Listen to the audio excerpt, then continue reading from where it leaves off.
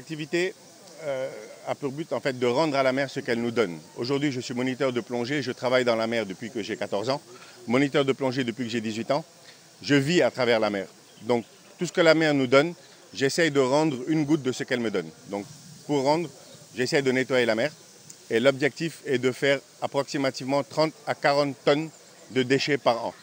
C'est ça, de déchets. Que ce soit des filets, des vêtements, des sacs plastiques, des bouteilles en plastique.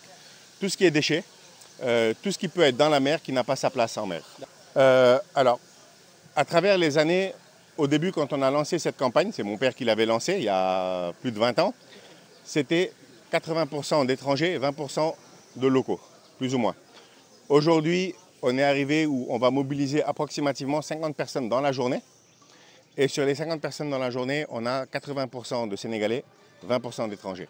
Et le changement fait vraiment pas mal.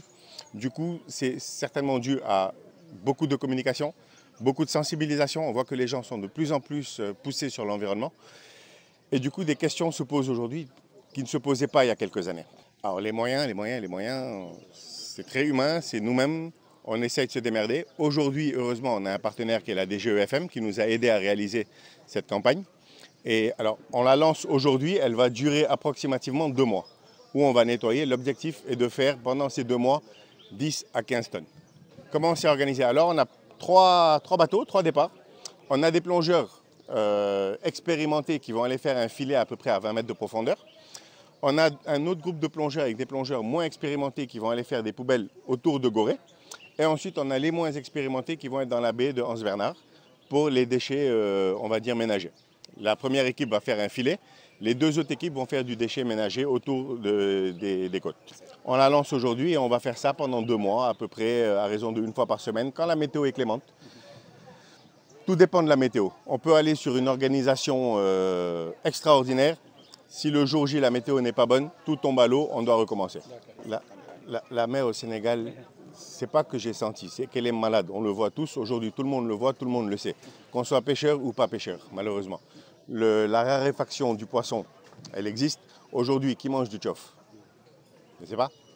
Le tchof, il est où? Je ne sais pas. Majoritairement, il est exporté. Les carpes rouges, on ne les voit plus. Majoritairement, elles vont en farine de poisson. Le yaboy, c'est pareil. Moi, quand j'étais petit, j'achetais un taco yaboy 25, 50 francs. Aujourd'hui, un yaboy coûte 150. Donc, la raréfaction est réelle.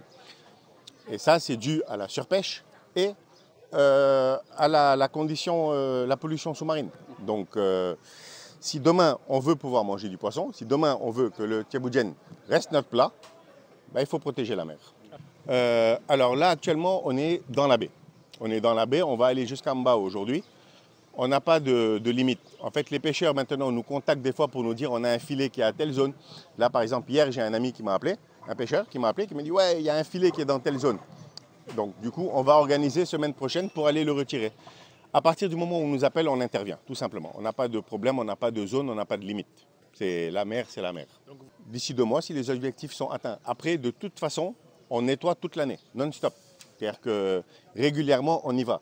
Là, c'est juste que pendant 2 mois, on donne 100% de notre énergie. Ensuite, il y a les activités qui reprennent, on a chacun notre travail, on reprend. Donc, on y va moins fréquemment, mais on y va quand même.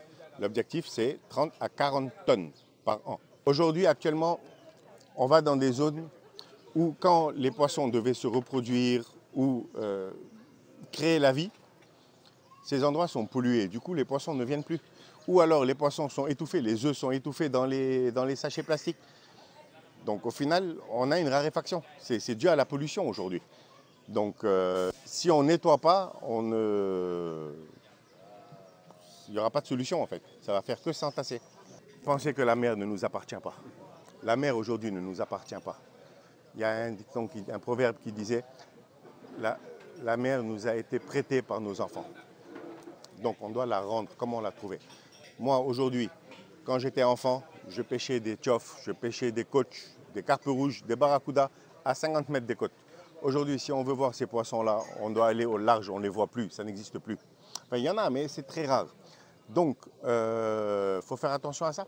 Donc aujourd'hui, on est obligé de faire attention. Maintenant, la population est en train de changer. Les gens de plus en plus sont impliqués. Donc, ça fonctionne. Maintenant, on espère que d'ici quelques temps, ça fonctionnera encore plus.